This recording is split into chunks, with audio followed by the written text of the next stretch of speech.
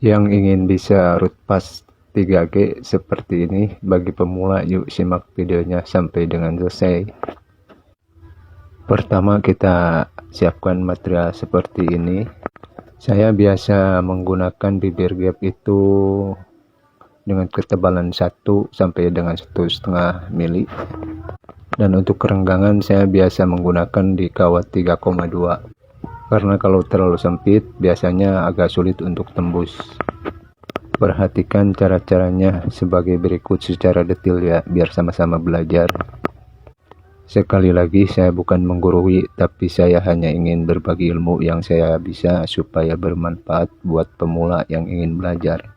Mari kita setting ampere di 65 sampai 70 untuk voltase menyesuaikannya. Perhatikan di sini secara baik-baik atau fokus ya, supaya kalau keadaan fokus itu biasanya hasilnya akan lebih baik. Fokus naik secara perlahan, jaga kestabilan, dan saya tidak menggunakan metode zigzag ya. Tapi saya lebih fokus ke ke logam cair supaya kedua sisi itu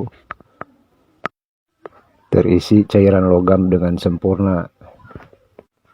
Pastikan ketika naik fokus stabil, si busur kawat flash itu jangan mendahului cairan logam karena akan menyebabkan bolong.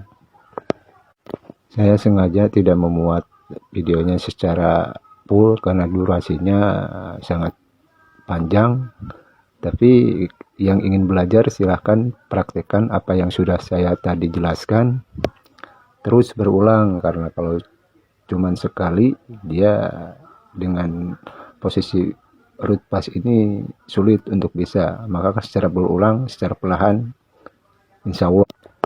Dan untuk para suhu, saya mohon maaf, saya hanya ingin berbagi ilmu pada orang yang belum paham dan ingin belajar supaya ilmu yang saya bisa bermanfaat.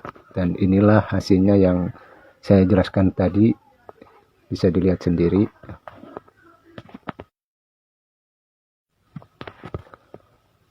Dan untuk gapping sengaja saya tidak jelaskan karena video sebelumnya cukup mewakili. Silahkan di-share supaya yang mau belajar bisa paham caranya. Terima kasih.